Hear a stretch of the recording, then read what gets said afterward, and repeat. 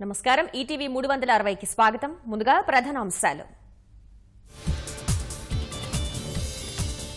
పదే యూసీలు ఇవ్వడానికి మేమేమైనా బానిసలమా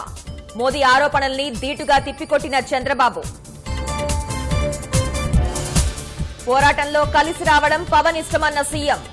తెరాస వైకాపా కుమ్మక్కంటూ వీడియో ప్రదర్శన ముఖ్యమంత్రి దావోస్ పర్యటనపై కేంద్రం ఆంక్షలు 5గురి బృందానికి 4 రోజులే అనుమతి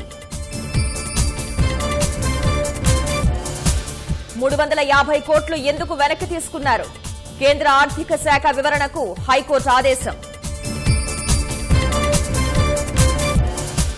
ఈసారి బడ్జెట్ 2 లక్షల కోట్లకు చేరొచ్చని అంచనా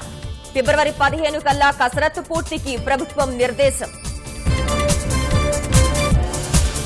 ఆర్టీసీ వేతన సవరణపై తేలని పంచాయతీ 15% మించి పెంచలేమన్న యాజమాన్యం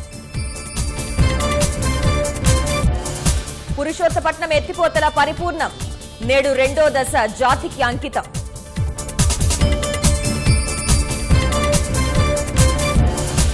ఢిల్లీలో గ్యాస్ సిలిండర్ పేలుడు